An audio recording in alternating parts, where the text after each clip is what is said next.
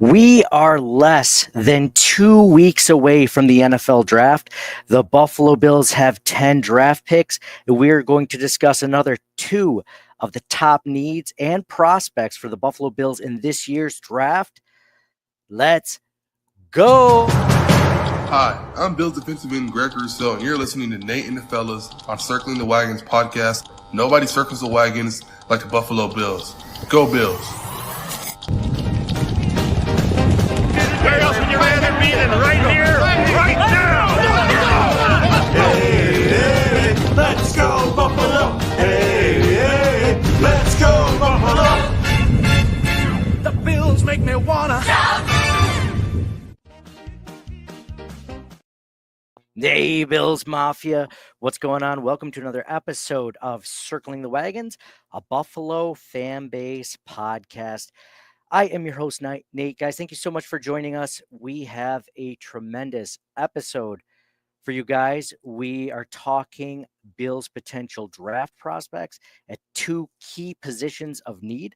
If you missed our episode last week or 2 weeks ago, we talked about defensive tackle and cornerback, two of our biggest needs. And now we're talking about two of the next biggest needs, guys that we can see in the first round, the day one, day two, potentially even day three that the Bills could pick for a number of different reasons. And we'll show some highlights and talk about some of the pros and cons of each player. So I'd like to welcome my co-host, John, ready to talk some Bills draft prospects. John, are you excited about the draft, man? I can't believe it's almost 2 weeks away. How are you doing?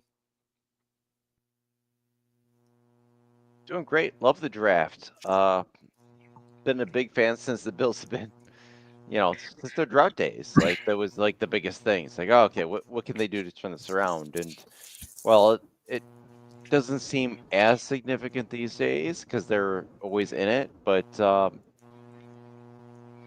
all they need is the next impact player to make the difference to get to the next level, which is the Super Bowl for the Bills. So it's still exciting. It's just,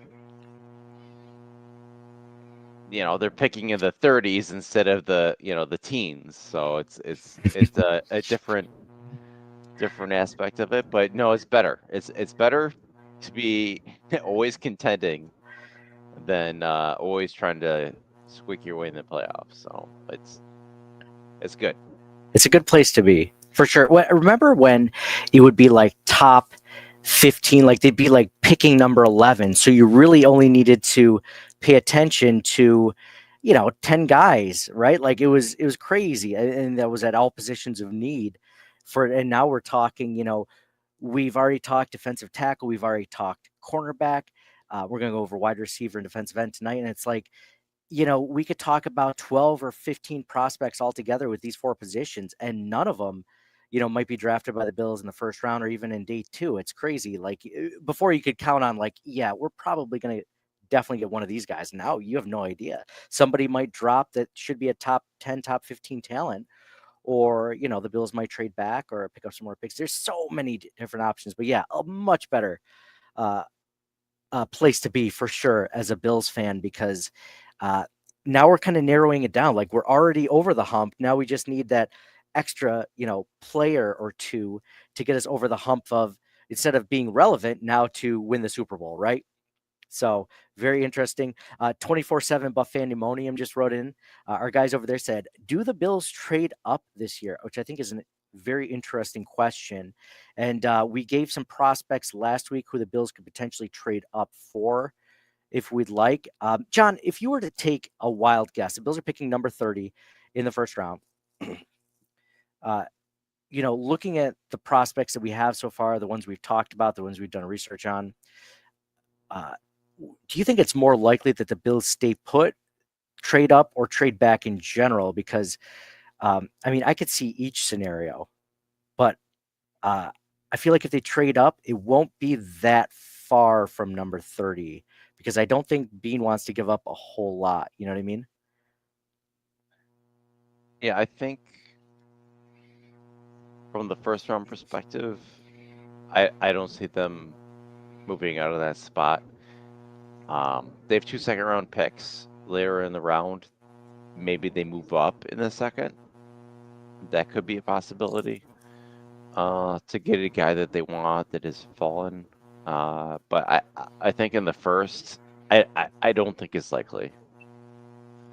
I think, you know what's, it's funny, you're talking about it, and the more I think about it, is every team has roughly like 20, they always say like 20 to 25 players graded in the first round, right?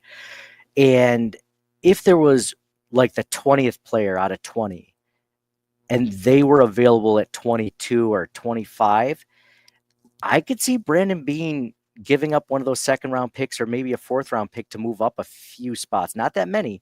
Like if it ends up coming up to like 27, 28, and the Bills think somebody might jump up there, Beane loves to trade up a few spots just to get that guy that he really wants, as opposed to waiting around and he doesn't really like anyone there at that level, or he has a bunch of similar grades on those guys. I think that's It's a wheeler and dealer. He could go up or down. I mean, look at last year. He traded out of the first round and back down to the second. And they drafted Keon.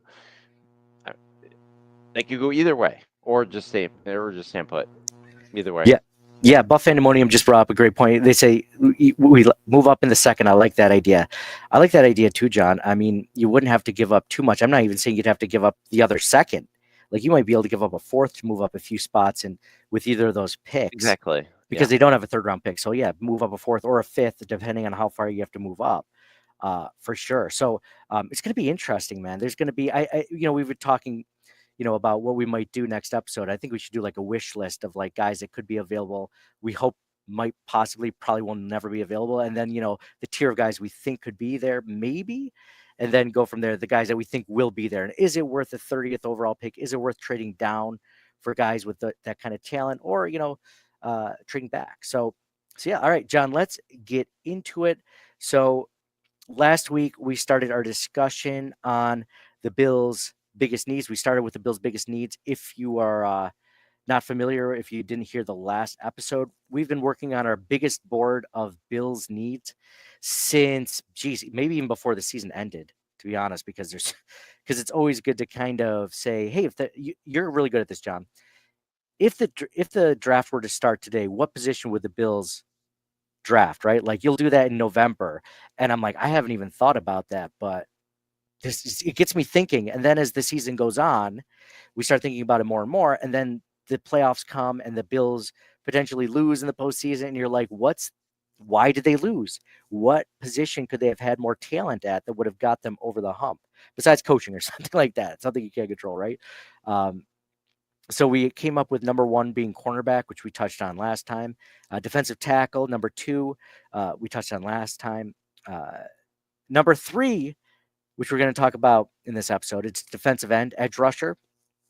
Number four is safety, which we're not going to really go over this episode because it's just a really bad draft for safety. And because cornerback is so deep, it's possible the Bills double dip at cornerback. We hope that they do that for corner. And if they do, maybe one of those guys slides into safety potentially. Right now they have starters, though. It's not as huge of a need. But again, wide receiver isn't a big need too. But there are some interesting guys that we looked at that the Bills could take a flyer on, and maybe, day one, but more likely day 2 or 3, something like that. So, and then we have running back, punter, linebacker, kick returner. I mean, none of those are big needs. I think we at the end of this episode, we'll hit on all the big needs for day 1, day 2, maybe even day 3 for some of these guys that we like based on the fact that we know what the team looks for. We know what the team needs. So like last week, we were talking about defensive tackle, and I said, well, listen, if we're going to get a defensive tackle, I want him to be able to be a one tech, because the best way to optimize Ed Oliver's play is to get a good one tech next to him. There were some 3 tech defensive tackles that I didn't put on there because they're not as good at holding up blockers. They're not as good as, run stuffing, stuff like that. Like Derek Harmon was a guy I left off, but I see him with in a lot of mock drafts to the Buffalo Bills. He's a defensive tackle out of Oregon. He's 6'6", I believe, 313 pounds, huge guy, much bigger than Ed Oliver, almost the size of Daquan Jones. The problem is he's more of a penetrating defensive tackle. He is more of a pass rush defensive tackle. He's probably would end up being our best pass rushing defensive tackle if we took him. Now, I didn't draft thinking that that's something we definitely need. Could we use it? Absolutely. The Bills could definitely use a defensive tackle, but I was looking more at the range of who could start immediately or very soon rotate in and also be an impact for years to come. Whereas Derek Harmon, I think, would be more of an impact on passing downs now, but I don't think that his skill set would be used as well by being a 3-down defensive tackle for the Buffalo Bills, unless they got rid of Ed Oliver, which is a possibility, but they did just extend him last offseason. So I think it's unlikely. So that was my logic with it. Would they, if they drafted Derek Harmon, would I be upset? Absolutely not. I think he's talented. I think he would bring a position that, we could use. It's just not ideal in my eyes as a Bills fan, as, as someone that watches the team and sees where they have, good talent and, lack some talent. That's how I see it. So, John, we're going to go over defensive end first. So we kind of talked about this over text message, and we said, well, this is what I see. Why don't I take defensive end? You take wide receiver. So we're going to do that. Just going to go over again the deepest positions in this NFL draft. Number one, defensive tackle, luckily, is the biggest need. It kind of falls perfectly within, the Bills' needs. Number two is defensive end, edge rusher, which we're going to talk about tonight. Number three is offensive tackle. Not a big need for the Buffalo Bills in this draft. It's actually one of their strongest positions right now, at least on paper, is offensive tackle. So maybe they take a flyer on one late. We'll see. Cornerback is number 4, wide receiver is number 5, and running back is number 6. So actually, for the top 5, we will have discussed in this episode and last episode. So I'm going to talk about the defensive end traits that I was looking for in this NFL draft. And so when I'm looking at defensive end, edge rusher, one thing that sticks out to me first and foremost is the ability to get to the quarterback. There are guys in the top 10 of most rankings of defensive ends that are big guys, that are athletic, and they're more run defenders than they are pass rushers. That's just the way that they are right now. Could they end up becoming much more than that? Sure. But as of right now, coming out of college, some of these guys have much higher run stuff ratings than they do pass rush ratings. So when I was looking at guys, I'm looking at pass rush grades. I'm looking at pass rush win rates on true pass downs or just passing downs in general, or just downs in general. Like, those are the guys I want. I want guys that can get to the quarterback, because we have defensive ends that are able to contain, set the edge. We have that. Greg Rousseau is very good at that. He also happens to be one of our best pass rushers too. But I'm looking for a guy that can basically raise that level to a new level. I want a guy that can potentially outperform Greg Rousseau in the first year, either in situational downs as a rookie or potentially beating out. I mean, he's not going to beat out Joey Bosa, let's be honest. Like, it's unlikely that they're going to become a starter, but a rotational pass rusher, absolutely. And I think that when we look at these guys, John, like I'm still high on Javon Solomon from Troy last year, their 5th round defensive end. Like, I'm high on him because he was good. He was good in a very weak conference and a very weak schedule, right? Like, he was very good. He's undersized. He's only 6'2". He's like 240 pounds. Like, he's not a big guy. He's not long. He doesn't have all these elite traits. He did have performance in a lower conference. It's like, well, that's why they took him in the 5th round, right? Like, that's what you're looking for. Well, the guys that I'm looking for are guys that are not from lesser conferences, that, are a little bit bigger, and that also have good pass rush grades and win rates. So that's what I look at for these traits. As a guy that when Joey Bosa leaves in a year, potentially when his contract's up, they're going to have a guy that can replace him and be next to on the other side of Greg Rousseau. That's basically what I'm looking for. And if you look at the tweet I'm showing below, someone just read Mafia Madness. Do you boys read chats? Just did Mafia Madness. I just read your chat. Yes, I do. If it's good, Mafia Madness, we don't just do this for everyone. But Jared is in 24/7 Buff Pandemonium. Those guys are always good. James Pierce Jr. We're going to talk about. Braden Swinson we're going to talk about, and some guy that's not on here that we're going to talk about, right? So nice. Mafia Madness, first time listener. Thank you for coming in, brother. Or sister, whatever the case may be. And we're going to talk about someone else. So first and foremost, guys that I did not include on the list. Like last week, when we talked defensive tackles, I didn't talk about Mason Graham. He's probably not going to be there, right? Probably not going to be there for the Bills. Probably a top 10 pick. In this situation for defensive ends, guys like Abdul Carter from Penn State, Mike Green from Marshall, those are top 10, top 5 guys. If they end up making it to the Buffalo Bills, run up to the podium and take them. They won't be there. Odds are very unlikely that they'll be there. I mean, these are literally guys that have average draft positions of like 15, like Abdul Carter's is like top 5. He will go in the top 5. Mike Green is like top 15. Now where it gets interesting are the guys after that. And the first one I'm going to start off with is defensive end James Pierce Jr. out of Tennessee. 6'5", 243 pounds, edge rusher.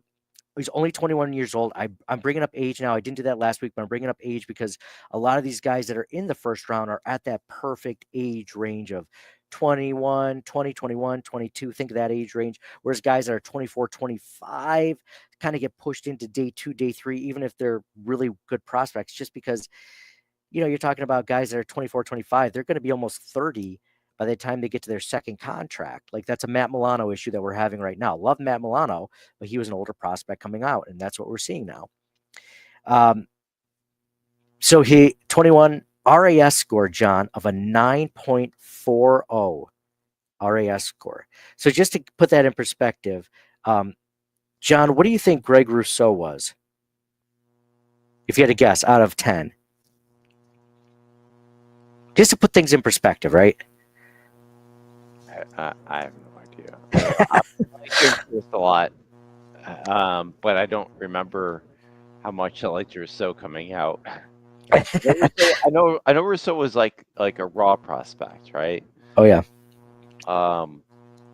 He was only 20, I think, 21. But he was from a athletic freak standpoint, was really good, right? Mm-hmm. Part of the reason why they took him, and he had a great year. I mean, he's 6'6", 266 pounds. I'm gonna guess similar. I don't know. He's 7.7, and this is Pierce Jr. 9.4. So more athletic at that position, size-wise, explosiveness, everything that you're looking for. He has that above him. Besides, he's not as big as Gregory Rousseau, but there's a lot to like about him.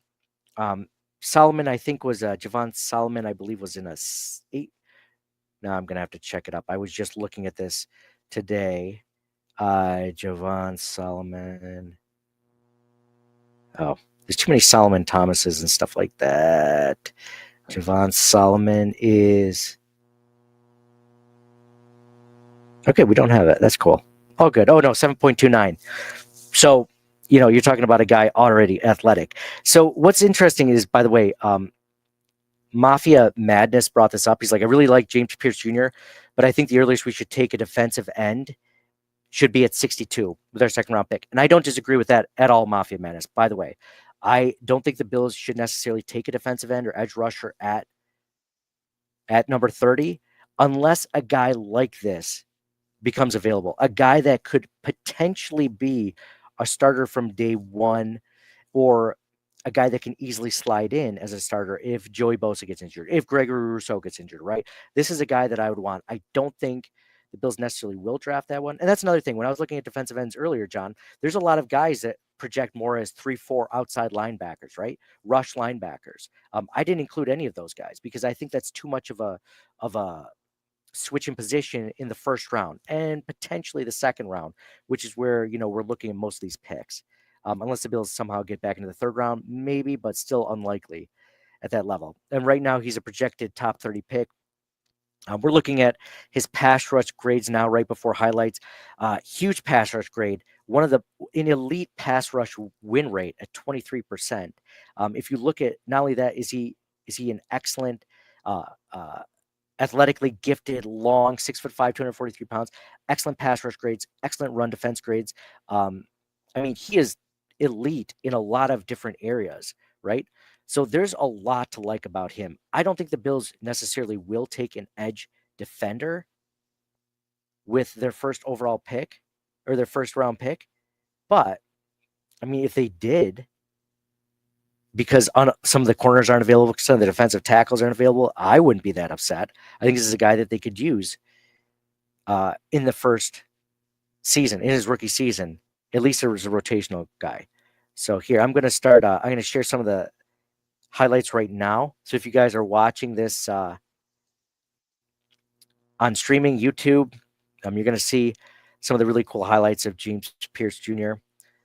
Here he is, Tennessee against UTEP. I mean, it's UTEP, right? So it's not going to be crazy, but looking great there, obviously. You can already see the score, 42-0 before on that first clip. So he's basically the kind of athlete, like he has production disruption scores that like just don't leave the first round normally. There are people that have compared him to Randy Gregory, which is not a bad comparison whatsoever. He's a twitchy player. He's got fast hands. He's quick off the ball. We talked about his elite athletic traits. He has good anticipation for snap. He has excellent pursuit of the ball carrier. We talked about his run stuffing grades. Here he is against Alabama, pushing the pocket. I mean, we're talking about sacks are great. He had 8 sacks at Tennessee. Sure. Would we love a bunch of sacks? We just need somebody to disrupt the quarterback at times. I mean, I'm thinking about the postseason. I'm thinking about the Super Bowl. Somebody get into Patrick Mahomes' face so he doesn't just have a free lane to open up and throw to whoever Kaiir Elam is guarding. Like, let's get somebody to get a hand up and get in his way. This is something that I think James Pierce Jr. would be for some reason. So the knocks on this guy, I talked about how much I love him from all these different perspectives. The knocks on him are, this one is just, he just doesn't have a high snap count. He's a lot lower than a lot of his peers. And some of that has to do with the way that Tennessee runs their defense. But then just recently, there have been some reports of character concerns of James Pierce Jr. Some of them stemming from the fact that they think he's uncoachable. There's not a lot of, what is it called? Actual reports of who that's from, no quotes, obviously, unnamed sources. And so I wonder, is this a guy that was, he was supposed to be a top 5 pick if he came out in 2023, or 2024 rather. He's coming out this year. People were thinking he was going to be a top 10, top 15 pick. All of a sudden his draft stock is going down because of all these things. Does he even become available potentially to the Buffalo Bills at 30, or if they move up a few spots to get him, a guy that would never normally be around at that level, a guy that could potentially be like a top 5 pick in a normal edge class or top 10 pick. Now he's available for the Buffalo Bills because of how deep this class is. So I think there's a lot to like about him, John. I think he fits in. He plugs right into the Bills defense, and he gives them something that they don't have. I mean, I went back to real quick, his pass rush grades. He has a pass rush grade of 89.4. The closest one to that on the Buffalo Bills last season was 85, and that was Von Miller, which, I take PFF grades with a grain of salt at times because the eye test didn't really prove that for Von Miller. I don't know how he got, but the next closest one, if you were to go off that, was like a 75.8 for Greg Rousseau. So you're talking 15 points higher. Sure, it's college football. Sure, it's NCAA. It is not. It's SEC football, though, but it's not the NFL. How does that translate? Does it translate? Probably not 100%, right? But at the same time, we're looking at a guy that could, come in, and I'm really excited about him. I think if the Bills had a potential option and they couldn't get the corner they like, they couldn't get the defensive tackle they like, I would absolutely take James Pierce Jr. I like Pierce. I don't even know. So now we're on to the next draft prospect. You like Pierce? I do. He might not even be available. Probably not. This is a guy that, like we were talking about last year, last week, my guys that I really wanted for the Buffalo Bills in the first round was Kenneth Grant, if he's available. Probably not going to be available. Another guy, this is my Kenneth Grant for defensive ends. if he's available and the Bills can't get Kenneth Grant, they can't get They're not um, going to get Kenneth you know Grant. There's no way. it's a hope, John. It's hope. Who'd you have? Trey Amos last week. Um, Y- uh, the, Yeah, there's Trey another Amos guy. one is a what do I want to say? Realistic option for them to pick up. Kenneth Grant's going to Yes. be way gone by the time he's top 10. Oh yeah. I see. It's funny. I've been seeing him go to the Bills. He's one of the most mocked players to the There's no Buffalo Bills right now. way. Yeah, I don't know, John. I don't know. We'll see. We'll see. I mean, Anyway, sure, yeah, if he's there, take him. Jeez. Hambone says only take Pierce if he falls to the second round. If he falls to the second round, I'd be one of those teams that you've already taken your first round pick with a corner or someone else.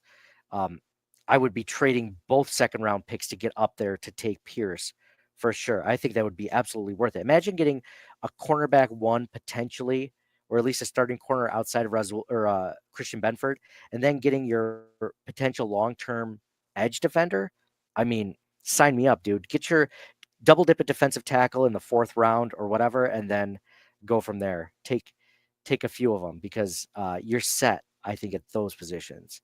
So we'll see. We'll see with that. Next guy I want to talk about, he's not in a first round talent territory.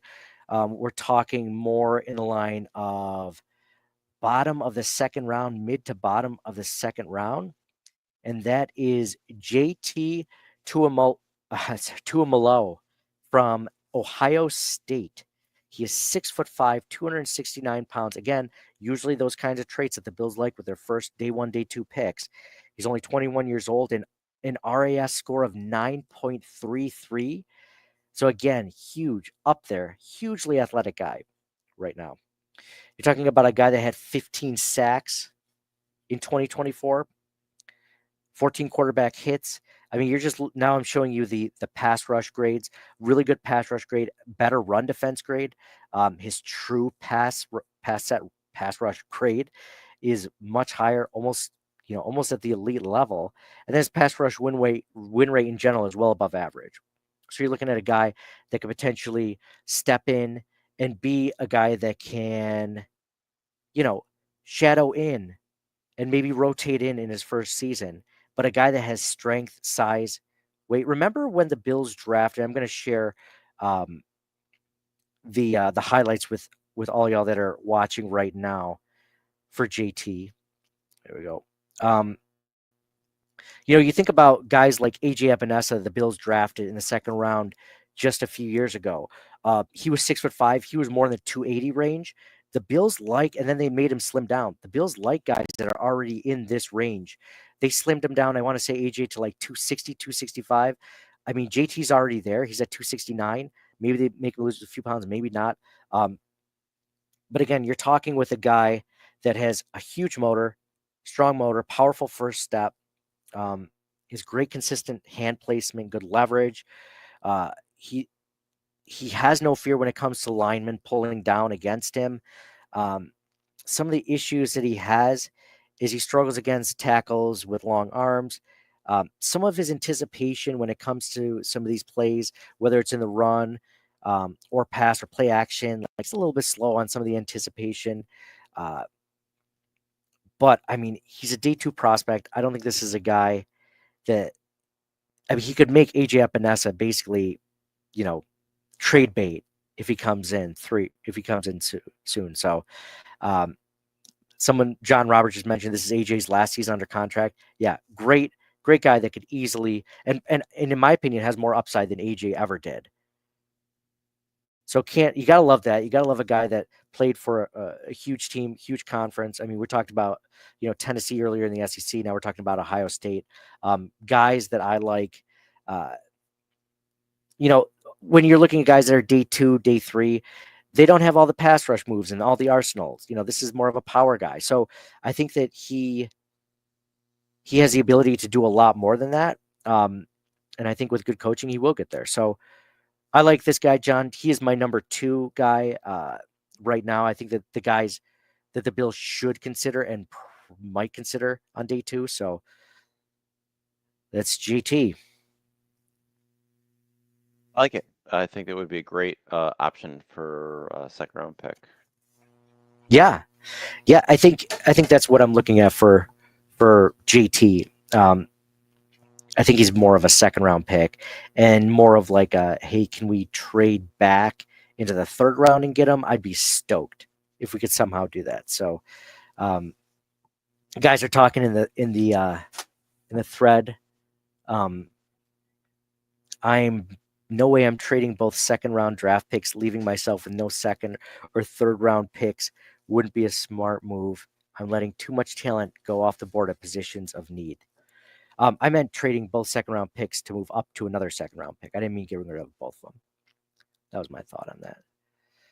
So we talked about defensive end DJ Tuimalau from Ohio State. Now we're going into my 3rd favorite defensive end for the Buffalo Bills. And this is Brady Swinson, a guy who's 6'4", 250 pounds. Again, you're seeing a consistent measurable, roughly, with size, length, weight. I think, John, we're going to see that similarly with your wide receivers when we talk about that. He's from LSU. He's 22 years old. There was no RAS score for Brady Swinson. There hasn't been one yet. And it's because he was injured at the time. He is a projected top 70 pick. So we're looking, bottom of the 2nd, top of the 3rd time frame. So possibly a trade back for him. So here's a guy. I'm going to show the grades right now. Guy that had 9 sacks last year in 2024, 43 quarterback hurries. He has a great pass rush grade of 90.3, an above average run defense grade. Again, not great. That's why you're looking at a 3rd round pick. If he was elite in both, he would be a 1st round pick, right? So me, again, as the Bills GM for Circling the Wagons, for my portion of the defensive end, where I'm looking at defensive ends, edge rushers, again, pass rush over run defense for now, because that's the Bills are better at run defense right now. Let's tip the scales the other way for the Bills pass rush. You're looking at pass rush win rate 22.1%, like elite level pass rush win rate. And then again, true pass rush grade. And again, very average run stop grade at this point. So you're looking at that. Gonna share some highlights of Bree right now.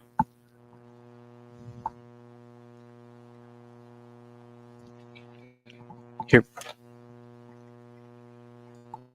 Oh, and let's see. So just to give, my wife was just telling me that I was a little bit louder than I should be for this time of night.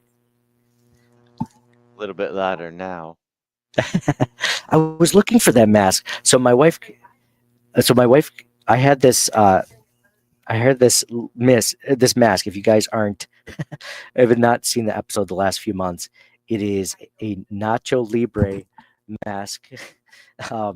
Shut up. Nacho Libre mask, which I like to call myself lovingly Nacho Libre. With it is a Bills mask. You cannot tell because I'm never looking to the side. So what's the point of having it? But I do have a new mask that I might put on this next week. I just found it. My wife threw it down the stairs. So I'll put that one on next. That'll be a preview. So going back to Braden Swinson, one of the reasons why, again, he's not higher on the list is he didn't become a full-time starter until this last season. But right now, out of the gate, as a pass rusher in LSU, I mean, he's already showing a ton of potential in one season. Again, this is why he's a day 2 pick, because this isn't the kind of guy that you necessarily, I mean, he has good athletic skills as far as on tape, but he doesn't have an RAS score because of injuries. Arm length, he's great arm length, great burst, great hand placement, decent speed and bend around the arc, not elite, but very good. Natural movements in the pocket, active hands. The things he needs to work on still, again, he's only a 1-year guy so far, but he has a little bit, he leaves some fat on the bone as far as too many steps needed to do what he has to do. If he shortens that up, you're talking about a guy that can be maybe potentially one of the best pass rushers on the Buffalo Bills if they can get to that level. So here you see some of him doing some 3-4 outside linebacker spots. I think he has a size, though, to be a defensive end in a 4-3 look. Usually these guys are a little bit lighter at like 230, 240. And the Bills might want him to be a little bit bigger, but I think this is a guy that the Bills could look. I mean, his pass rush win rates are just so freaking good. So we'll see. Again, I was hesitant to put him on this list because he's more of a rushing outside linebacker.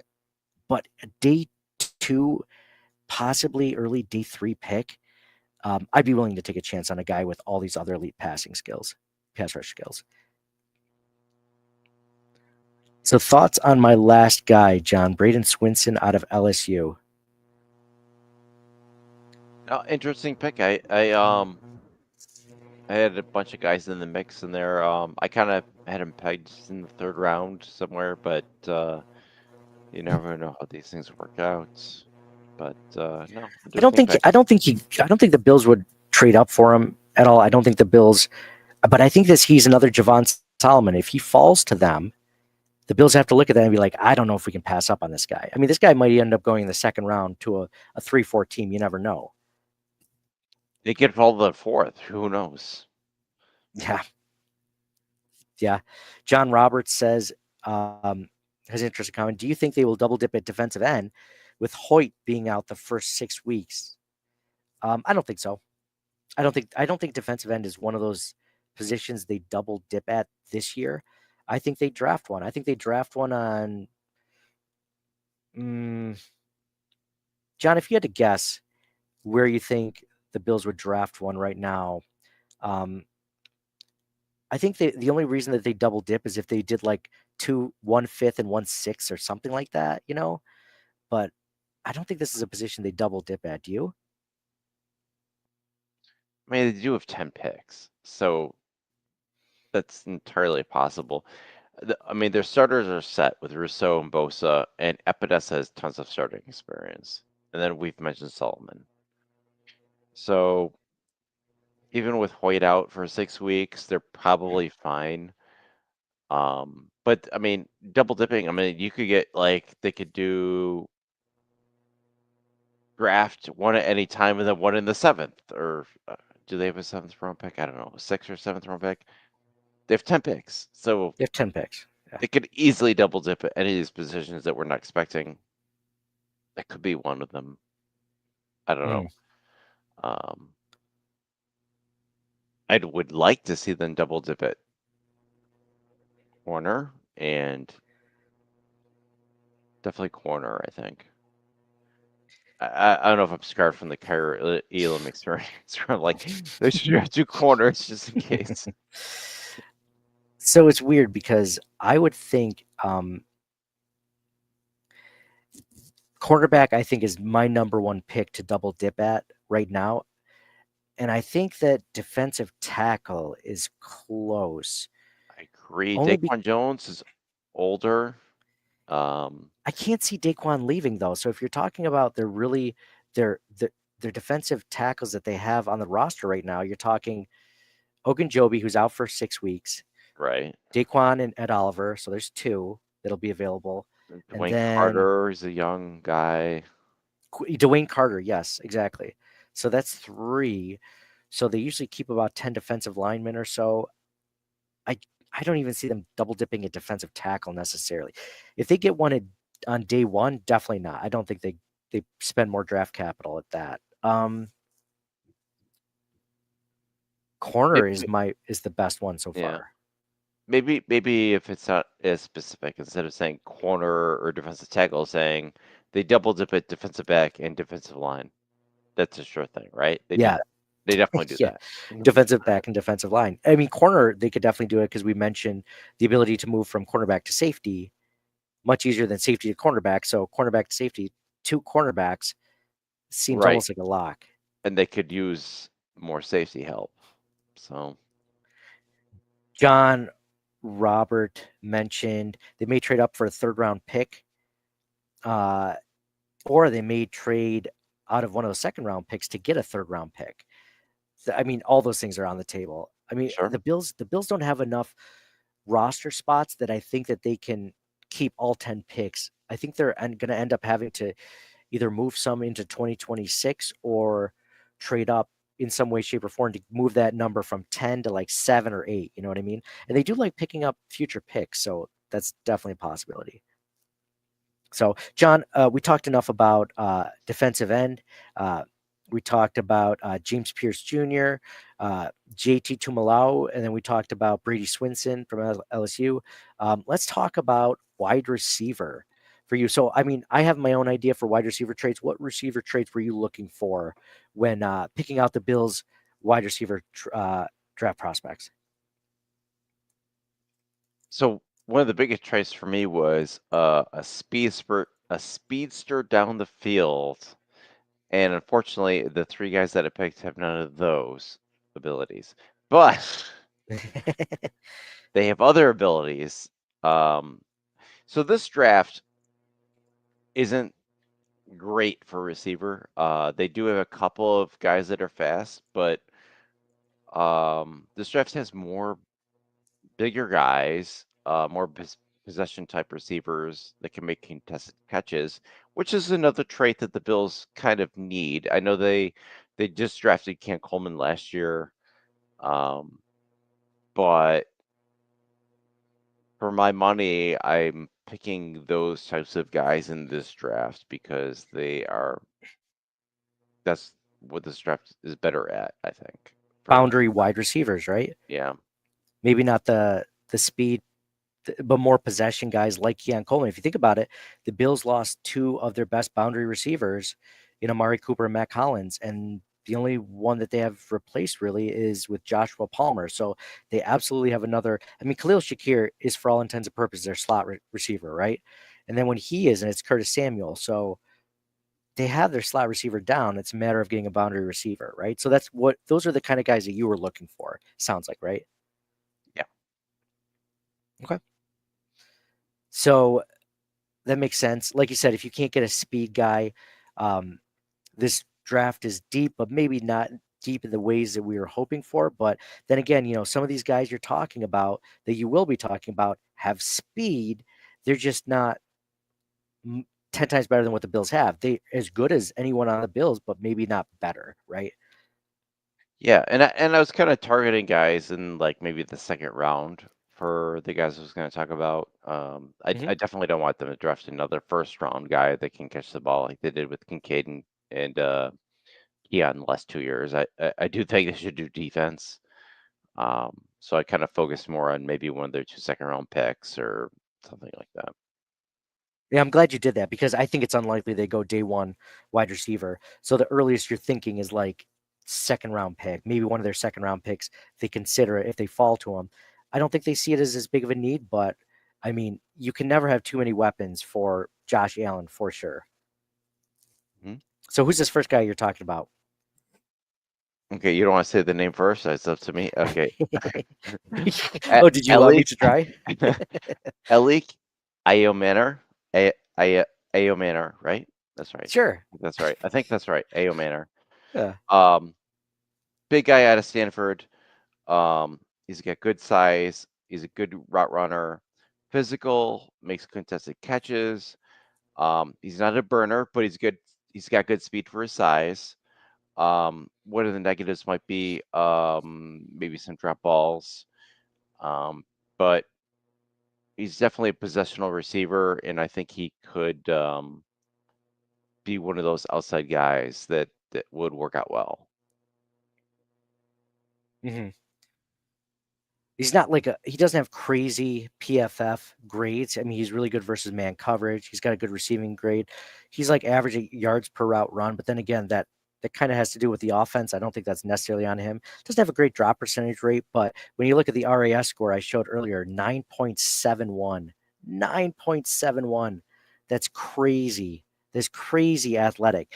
And the Bills don't really have someone like that on their roster. I'm going to look up Keon Coleman's RAS score, but I guarantee it wasn't 9.7. I would have remembered that. Keon Coleman was an 8.1. Again, very good. Good. Very good. But it's not 9.7. So you're talking about a guy that has that size and athletic ability that that none of the Bills receivers currently possess. So,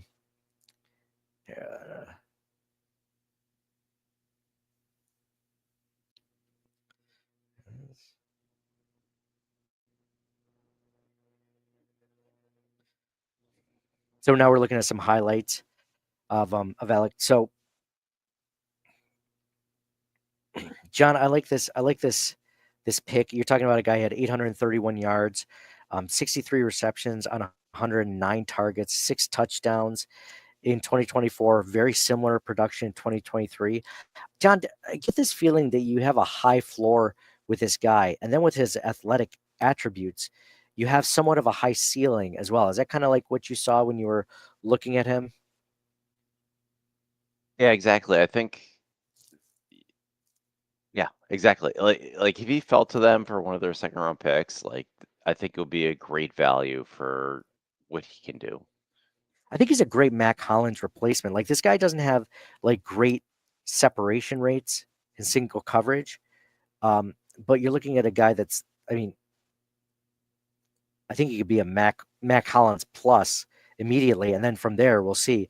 They've likened him to James Jones, but he's an ideal prototype size receiver, right? And the Bills need more of that on the roster. Unless Keon Coleman takes that huge step this next year to be that guy, then they're going to need more of these types of guys on the roster. I like that.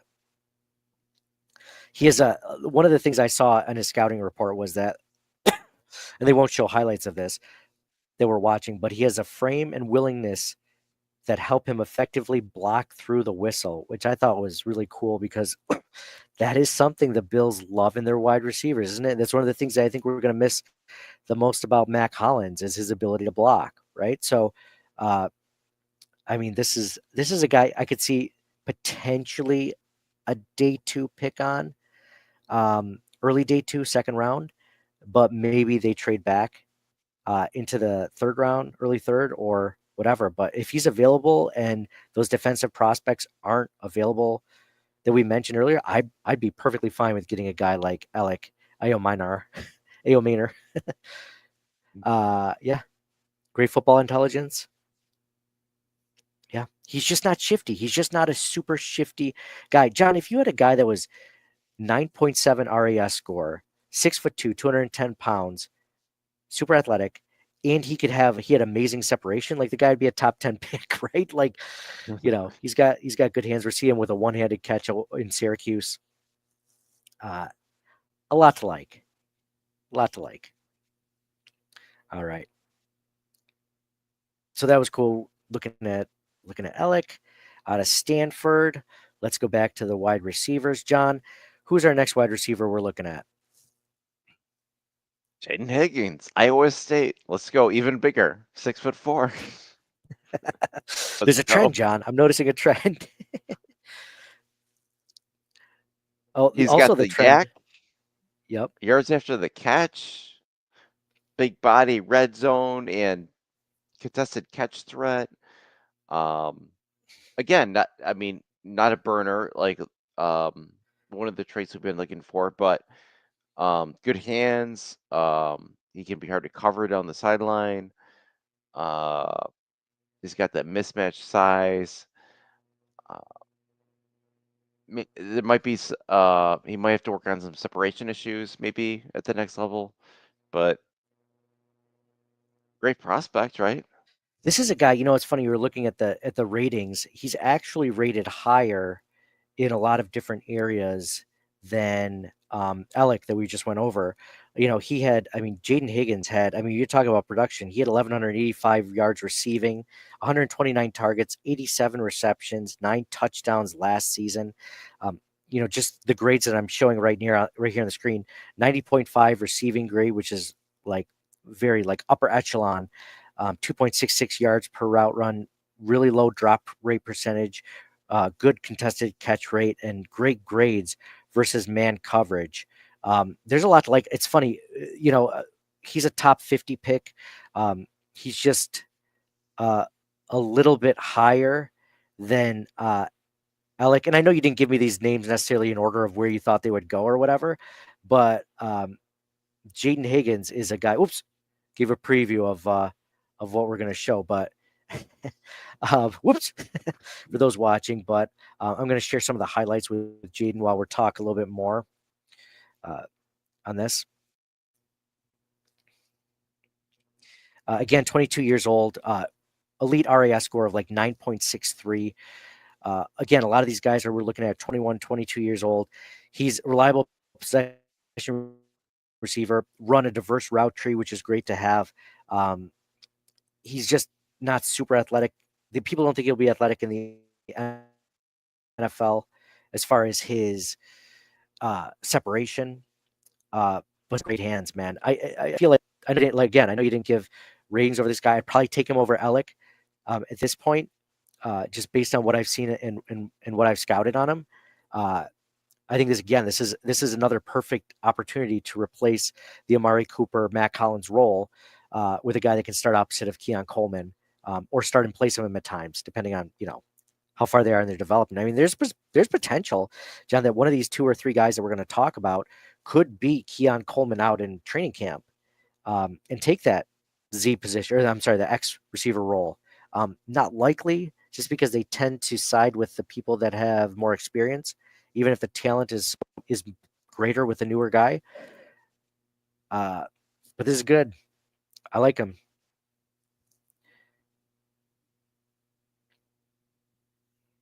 Oh yeah, looks good, man. I've said this ever since we drafted Josh Allen, we knew he was a franchise quarterback.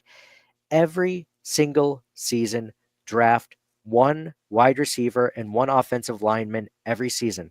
Whether you have 10 picks, whether you have 4 picks, find a way to give your franchise quarterback a weapon or protection. And it makes me think of the Steelers, right? The Steelers would take day 2, day 3 guys like this, right? Like a Jaden Higgins. And they get him in the 3rd round. They get Antonio Brown in the 3rd round. Or they'd get Antonio Holmes, or they'd get whatever, Hines Ward in the 2nd round. Like they would get these guys with not necessarily 1st round picks, because they would just take a swing at him like, oh, let's hope he's good. Every year they would do that. And then when eventually Antonio Brown left because they couldn't afford him, they'd already drafted his replacement. Like, that's what you have to do. Get these guys, get more weapons for Josh, and get the next, Stephon Diggs or whatever the case is for Josh Allen. He's proven he can do more with less. Well, let's just give him more just because. All right. So that was a lot about Jaden Higgins. Like Jaden Higgins, his prospect. Who's the last guy we're going to talk about tonight from the wide receiving group? Biggest guy. Let's go. Savion Williams. 6'5", 225. TCU. I love it. He's got good yards after the catch. Very dangerous with the ball in his hands. He can run. He can carry the ball in the backfield like a running back. He's a very physical runner, mismatched size, red zone weapon, versatile. Like this is like a Debo or like a Cordell Patterson type of player. He can do a lot of different things. Might have to work on his hands a little bit, but like yeah. I was gonna say in general, after that, like he's very interesting prospect. That's why I wanted to talk about him. Well, you're also not talking about a 1st round pick either. I mean, this is a guy that's probably going to be a 3rd round pick, end of day 2. 2nd, 3rd round pick, yeah. John, I like it. You know who he reminds me of, which is funny because he's a big guy, so think size. He's got some drops issues, so think drops. And then he's from TCU too, so think TCU. He reminds me a little bit of Quentin Johnson from the Chargers.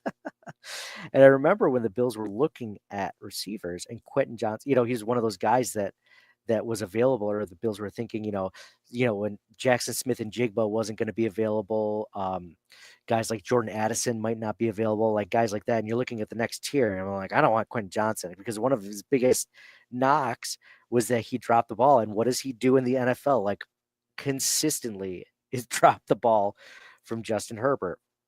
But what I will say about that is, we're also not taking him with a first round pick. So, like, if you're going to take a guy like that on day 3, I'm all good with that, man. Take a flyer on him, see what he's got, right? Yeah, for sure. I like he's got big playability. You just gotta get the ball in his hands, and if that means him trying to catch it. But no, I like him a lot. You know, And I think he's a good prospect here. you know what he's kind of got, because he's one of those guys that does have some drops, some bad drops, like, right, some bad drops, for sure. But he also has like a really, if you see on the screen now, I'm showing that contested catch rate percentage. I mean, that's like elite contested catch rate. Hmm. And you know what that almost reminds me of is a little bit of like Dawson Knox, right?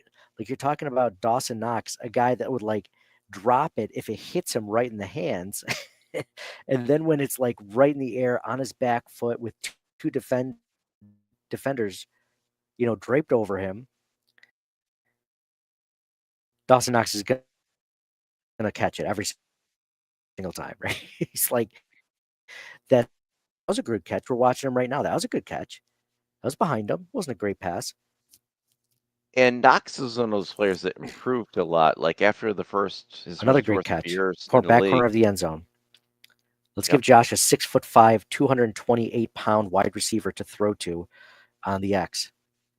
Here's him running. What's crazy, John, you mentioned him being a running back. We're watching a running play right now where he just bounces to the outside. So we never got an RAS score for him, but I bet you his athleticism is at least an 8 or so on the RAS score, based on the fact they use him as a running back. He just ran for a touchdown, like for 40 yards out of the backfield. Good athleticism. Shows up on tape. I'm surprised they're using him as a running back, 6'5".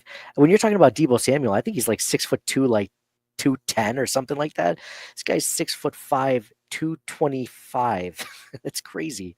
And he can be elusive Yeah. for his size. It's crazy. That is.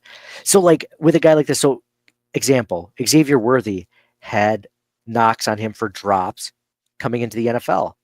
I think when you're looking at that, you kind of have to, like, the Bills had big drops issues like 2 seasons ago, not last season necessarily, because Khalil Shakir looked so good and he came on so strong. But they've had issues in the past as a group, like Stephon Diggs, like guys around him, right? Like that was an issue. I think that you can get away with a guy like that who does have some drops issues, like Xavier Worthy does, like Tyreek Hill does at time, because you have the rest of your group normally, when it's not Dalton Kincaid at the 4th down and 20, the NFC Championship game, these guys do catch the ball more often than not. So they have good hands.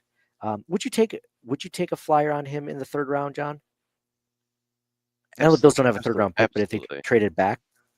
Mm-hmm. Yeah, absolutely. He might even be worth like one of their 2nd round picks. Ooh, really? I mean, they've been trying to get a. Go ahead. No, I was just gonna say it was funny you mentioned Kincaid. I feel like I don't know the numbers off the top of my head, but his catch rate, his rookie year, I think was a lot better than his 2nd year. Should look it up though. Mm-hmm. Yes. So what's funny is you mentioned, like, a lot of these highlights, I mean, at least half of them are probably running out of the backfield, right, as a running back. What's interesting, John, just thinking about guys, like, they had an interest in trading for Deebo Samuel at one point. The Bills did sign Curtis Samuel last year, which is like a Deebo Samuel light. Like, that's kind of what they were thinking. They've been trying to get a guy like this for the team for several seasons now.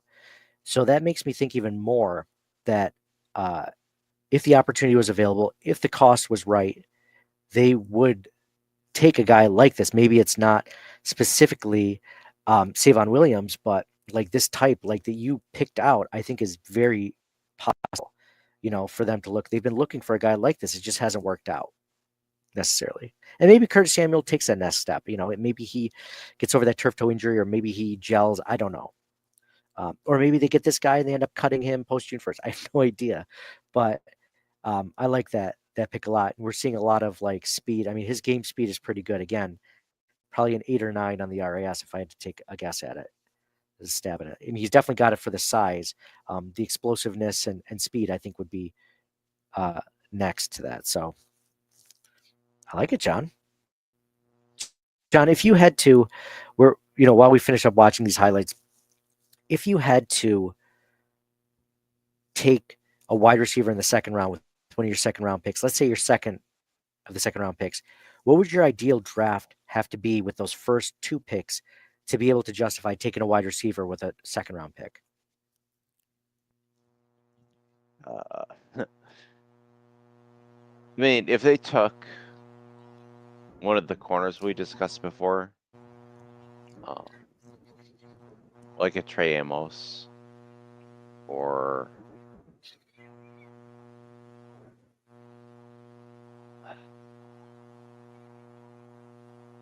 we talked defensive tackle. If they went corner, defensive tackle, or defensive tackle, corner. Yeah. I mean, Yeah, agreed. I think if they went edge rusher at any of those first 2 spots, I feel like they don't go wide receiver until round 4 at the earliest, which is basically what John Robert just said. I don't think they get until. I think the only way they justify wide receiver in a second round is if they get one of their top 2 needs with their first 2 picks. Right, and it have to be it has to be a receiver that they had tiered higher than some of the other positions. Or like, oh, we have them. We definitely have this receiver in a higher tier. We gotta take him. I don't think it's likely either. I think it's especially since they got Palmer. They're not gonna focus on that as much. Yeah, I mean, agreed. But they're still missing just numbers, right? I mean, you're still thinking, Amari Cooper and Matt Collins, they're still missing 1. I just don't know if it's going to be day 2. Yeah, you're looking at day 3. I mean, Second there's guys in the 3 to 5 round range. There's a bunch of guys in that range. Yeah, and you're looking at, I mean, he's going to be a 3rd round pick probably. If they traded back and got a 3rd round pick with one of their second round picks, I think that would be definitely worthy of taking a wide receiver. Some reason round 2 just seems too early, and they don't have a 3rd round pick as of right now. So I'm thinking, like John mentioned, a 4th round pick, unless they trade back and gain more picks. That's at least what I see. So anything can happen. Yeah, but it's tough. Yeah.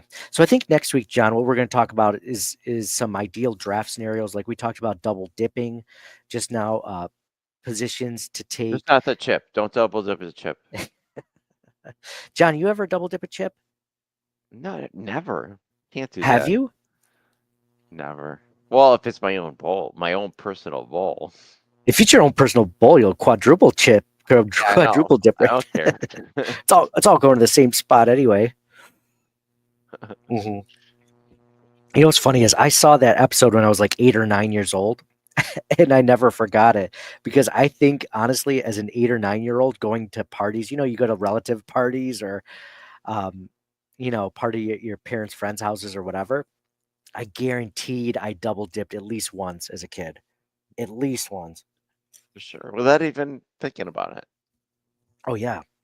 What about with your family? Now, if it's your immediate family, do you double dip or you don't even do that?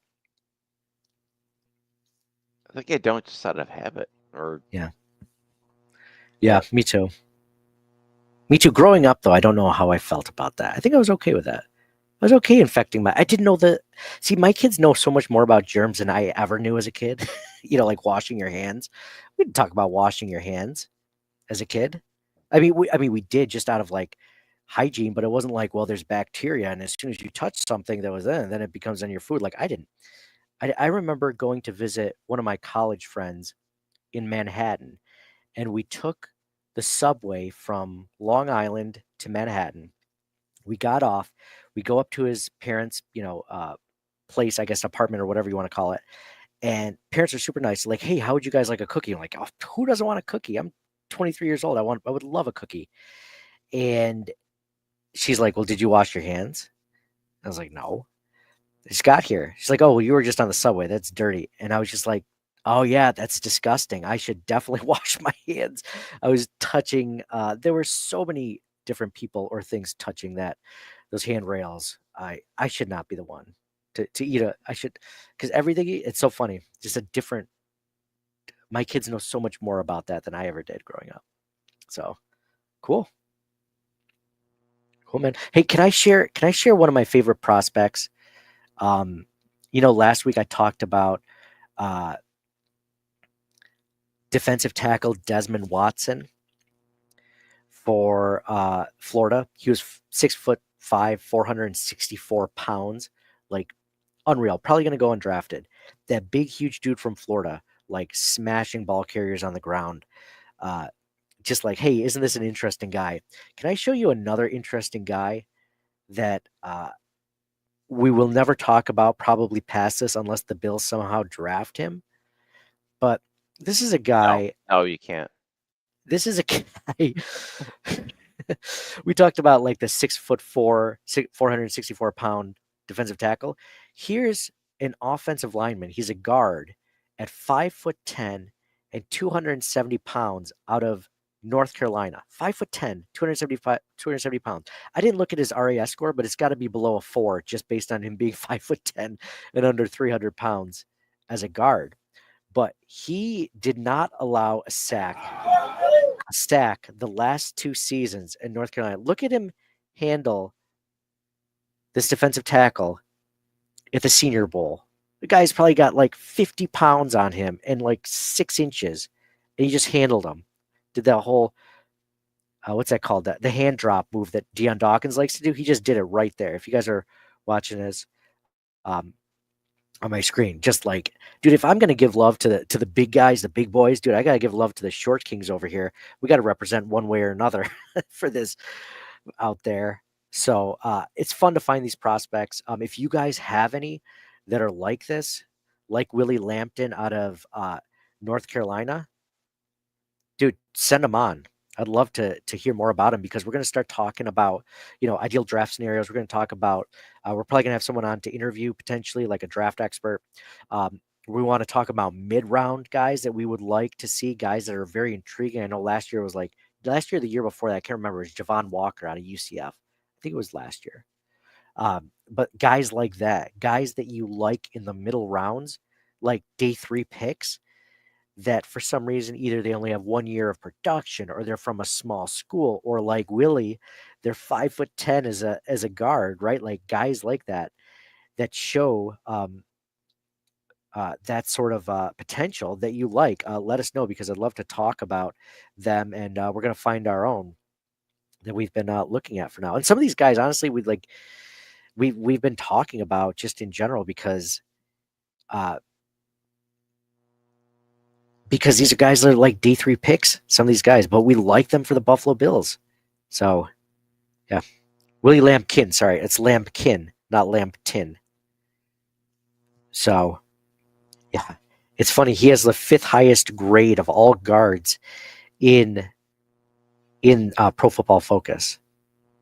But right now he's currently like, I don't think he was even at the combine, to be honest. I'm not sure. But anyway, yeah. So a lot of fun stuff to talk about. John, any final thoughts before we end this one? No, I'm good. I like John Robert. He brought up, he's been crushing it today. Thank you guys all for commenting, coming in, sharing your thoughts. He mentioned Tyrell Shavers may take Matt Collins' place. I love that as an option for sure. Do I still think the Bills should draft someone? Definitely. Just to, cover all your bases, because the Bills, for all intents and purposes, will have Tyrell Shaver until he becomes a restricted free agent, because he was undrafted. This will be his 3rd year, I believe, with the Bills. So, like, they're in no fear of losing Tyrell Shavers unless he absolutely destroys it in training camp. So, I think you still draft a guy, but it's good to have a potential option as Tyrell Shaver. And I like Tyrell. I mean, he's got the size for sure. So yeah, liking that. So anyways, thank you guys all for watching, for listening, for subscribing, for reviewing. Appreciate you guys all doing that. If you ever share on social media, tag us so that I can also share that from whether it's on Instagram, X, Twitter, Facebook, wherever. And yeah, we can reach a little bit more of an audience that loves Bills and football and the draft like we do. So thank you guys all for listening. Signing off for John. Go Bills. And for me, Nate. Go Bills. Thank you guys all for listening, and we'll talk to you guys again soon. Thank you for listening to the Circling the Wagons podcast. Download and subscribe to us in your favorite podcast service. Email us at ctwpod@gmail.com. That's Charlie Tango Whiskey Pod@gmail.com. Follow us on Facebook and Twitter at CTWPod. And most importantly, go Bills!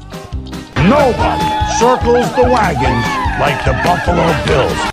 Nobody circles the wagons like the Buffalo Bills, Nate. Well, listen, the whole show is called Circling the Wagons. Say no more. I love it.